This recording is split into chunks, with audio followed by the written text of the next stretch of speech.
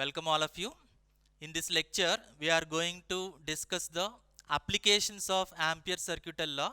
That means we are going to derive the magnetic field intensity at a point due to an infinitely long straight current carrying conductor and due to an infinite sheet of current and H due to a coaxial cable. These three derivations we will see in this lecture.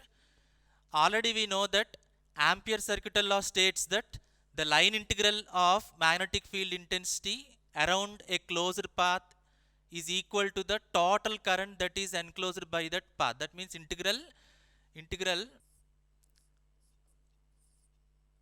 h bar dot dl bar is equal to the total current that is enclosed in that particular path.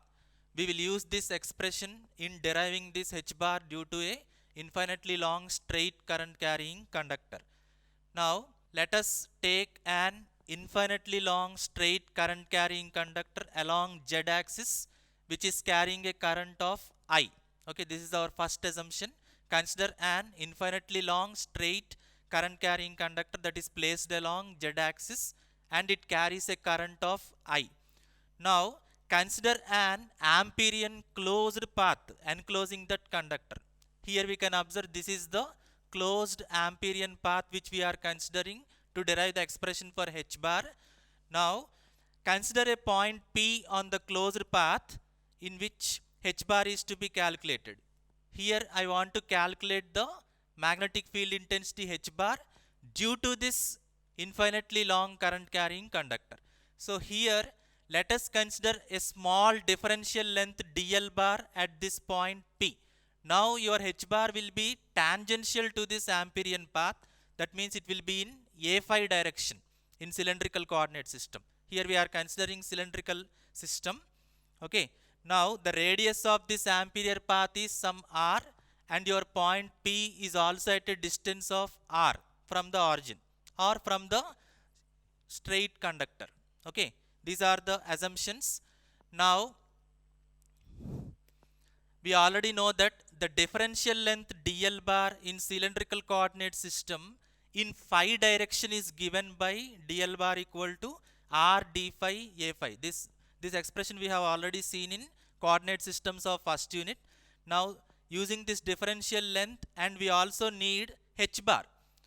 H bar we have already mentioned that for an Amperian path it should be always tangential.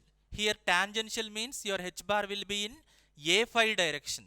So h bar in vector form or magnetic field intensity in vector form is h bar equal to some constant h phi into a phi bar. This is the unit vector in phi direction for the cylindrical system that you are considering. Now you have the value for h bar and dl bar. For applying Ampere circuital law, we need to calculate closed line integral of h bar and dl bar. That means integral h bar dot dl bar should be equal to the current that is flowing in the Ampere path. Applying this to our derivation, we know that h bar is h phi into a phi and we also know that dl bar is r d phi a phi. And if you calculate integral h bar dot dl bar, h bar is always h phi into a phi and dl bar is r d phi into a phi. Okay, we already know from our previous expression that h bar is h phi into a phi and dl bar is r d phi into a phi.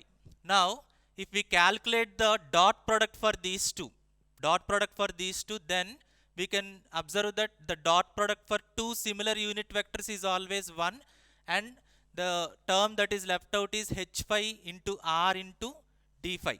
Okay, we can observe that here. Next, from Ampere circuital law, we know that integral h bar dot dl bar is equal to the total current that is enclosed. For this expression, if you apply the limits, phi will be varying from 0 to 2 pi. Find the dot product a phi dot a phi should be equal to 1 because dot product of two similar unit vectors is equal to 1. Now what is the expression that is left out? H phi into r into d phi.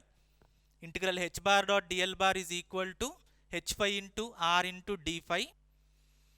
So from that, what is h phi? If you calculate that dot product h bar dot dl bar, and if you apply integral, then from that we can get h phi is equal to I by 2 pi r on comparison. Next, here we know that h phi, that magnetic field intensity is acting in phi direction. So your complete magnetic field intensity h bar due to an infinitely long straight current carrying conductor is equal to I by 2 pi r into a phi bar, because we are considering that your h is acting in phi direction from the Amperian path. Okay, this expression is same as we have calculated in Biot-Savart's law. Using Biot-Savart's law also, we got h value due to an infinitely long conductor as I by 2 pi r into a phi. If you use Ampere's law also, we are getting the same formula, but we have solved this derivation in very less number of steps.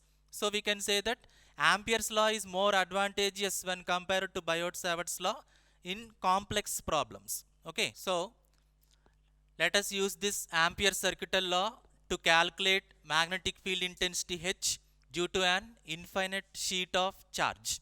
Okay, consider an infinite sheet of charge in xy plane. In this xy plane, we are considering an infinite sheet of charge. That means your sheet of charge is placed like this in xy plane. In that sheet of charge, I am considering an Amperian path of A, B, C, D, A. You can see the direction here. This is the Amperian path that you are considering. That means if your sheet is like this, your Amperian path will be like this. Here you can observe. If your sheet is like this, your Amperian path will be like this in vertical direction. Now consider a rectangular Amperian path of height delta h and its width is delta w. Now the direction of that path is A, B, C, D, A. For applying Ampere's circuital law, definitely we need an Amperian path. If your sheet of charge is in xy plane, I am considering the Amperian path vertical to it in this direction. Okay, now according to Ampere's circuital law, we know that integral h bar dot dl bar is equal to the total current that is enclosed. Now to apply this line integral, here totally we are having 4 sides for that rectangular Amperian path. One side is from A to B, from B to C, C to D, and D to A. Here we can observe from A to B, that is one side, B to C, C to D, and D to A. Total 4 sides. So we are integrating it totally 4 times with 4 limits. Okay.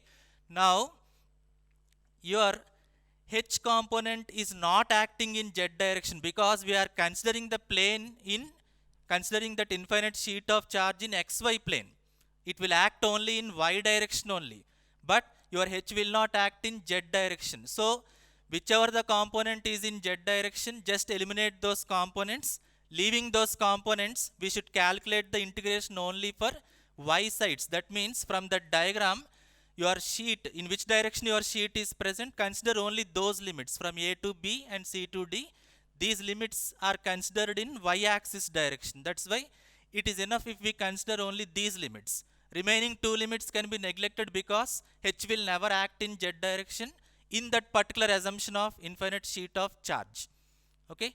Now if you integrate those expressions from A to B means, there A to B means it is coming like that. In your previous diagram, you can observe your A to B direction is like this. Your actual y-axis is in this direction and your original AB side is in this direction. So I am keeping minus AY.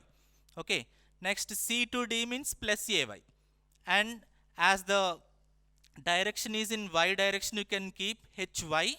And what is the width that you are considering? Delta W. On substituting all those limits, and if you solve these expressions, finally you will get 2HY delta W. Okay. Now the current that is enclosed by that path, this expression already from Biot-Savart's law, I have mentioned that for a surface charge distribution, if K is the surface charge density, then the current in a surface is given by I equal to integral K ds. This expression already I have given in the previous lecture. So here if you substitute those values, K means it is acting in xy plane, so I am taking kx dy. Dy means that width is given as delta w. On integrating and substituting those limits, we already know that this integral h bar dot dl bar is equal to 2hy delta w in our previous slide expression, and enclosed current is kx into delta w. Now on equating this, we will get magnetic field intensity in y direction. Because I am considering the y direction in that sheet, hy is equal to surface charge density in x direction kx by 2. Now for that assumption, we got the expression for h like this. If you mention this in generalized way, then h, magnetic field intensity h, due to an infinite sheet of charge, is given as half into surface charge density k into the unit vector that is normal to that sheet of charge, that is h equal to half k into an bar. Okay, this is the expression for magnetic field intensity due to an infinite sheet of charge. We need to derive the expression for magnetic field intensity due to that coaxial cable. So consider a cable of length L. Here, to find the magnetic field intensity H in this entire cable, at any point we can find the magnetic field intensity due to this current carrying cable. Now here they said that at any point we can find the magnetic field intensity. That's why I am considering 4 Amperian paths. In the next slide I am going to show that 4 Amperian paths. See here, this is your actual conductor in the cable. I am considering 4 Amperian paths. This is the first path, second path, third path and fourth path. 4 Amperian paths. At whatever path required, we can calculate the magnetic field intensity in that cable. Now the first Amperian path limits are taken as, see, you can go from here, from this conductor to A. Radius is less than or equal to A. Up to here, this is the first Amperian path. From A to B, that means from A to B, in between this is the second Amperian path that you are considering, and third Amperian path is from B to C. B to C. Next, the fourth one is, the radius should be greater than the C. That means the last one. This last one is the fourth Amperian path that you are considering. Now at all these 4 paths, we need to calculate the magnetic field intensity. At all these 4 paths, we need to calculate the magnetic field intensity. Now consider the Ampere circuital law, integral h bar dot dl bar. We already know that for a circular Amperian path, always h will act in phi direction. So h bar can be taken as h phi into a phi dot dl bar. Differential length in cylindrical system is always given as r d phi a phi. Here r is assumed to be some rho. I am assuming the radius of that cable as some rho d phi a phi. We already know that a phi dot a phi, the dot product of 2 similar unit vectors, is always equal to 1.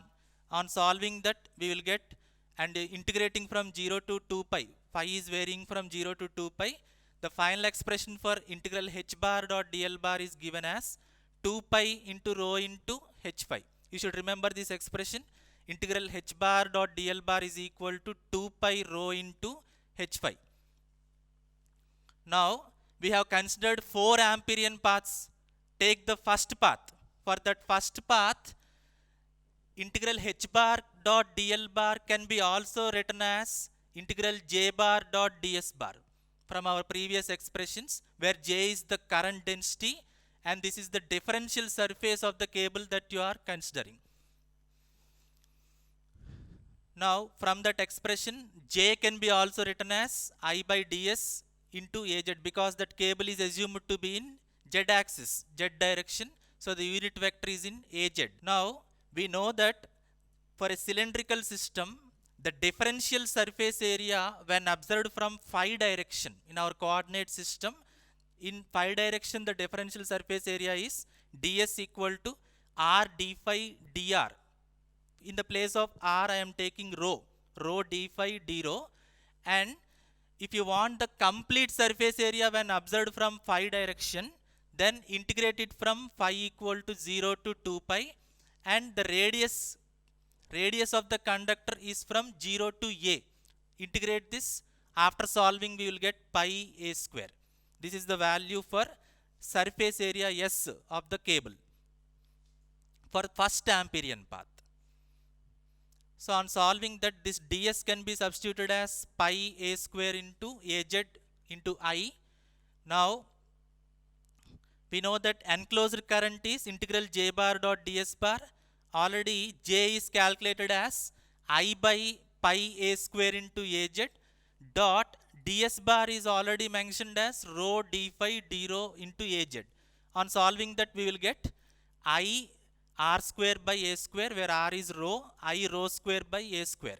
Now we have two values. Integral h bar dot dl bar is equal to 2 pi rho into a phi that we have derived in the previous slide, and here integral j bar dot ds bar is equal to I rho square by a square.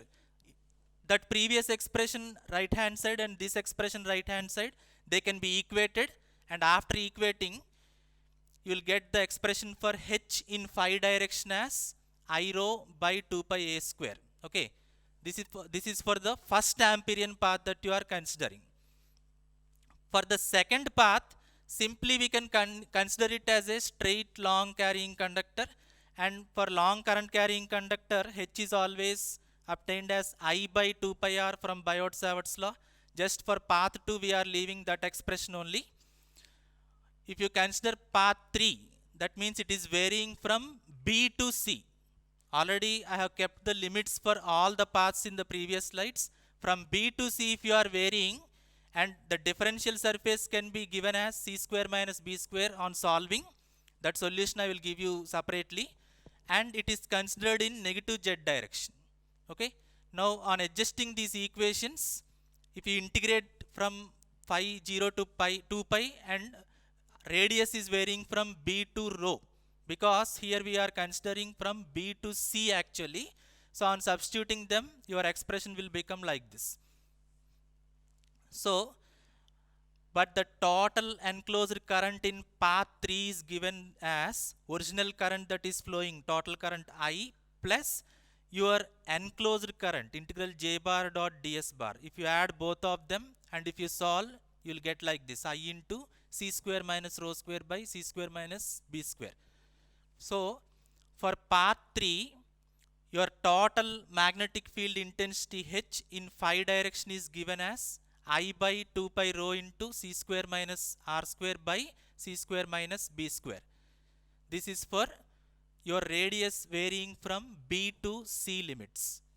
Now, if you consider the path 4, the total current that is enclosed is 0, because you are considering it outside the limits. If you consider outside the limits of the conductor, simply the magnetic field intensity will become 0.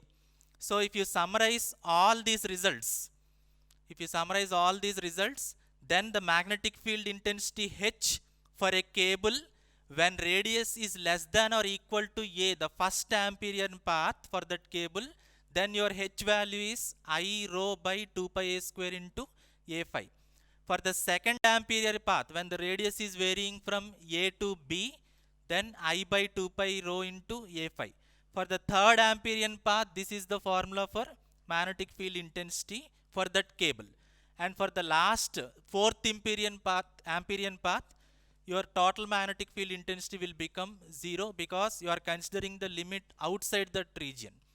So this is the derivation for H due to a coaxial cable by using Ampere's circuital law. So totally we have completed 3 derivations to calculate H by using Ampere's circuital law for infinitely long straight current carrying conductor due to a coaxial cable and due to a sheet of charge. For an infinitely long current carrying conductor, H is obtained as I by 2 pi r into a phi. That is the final formula. And for coaxial cable, for the 4 Amperian paths, you are having 4 different formulas. And for infinite sheet of charge, the final formula for magnetic field intensity is H equal to half K cross A n bar. Okay, this derivation already I have explained. Now these are the possible questions that may come for your exams. You should prepare all of this. Thank you.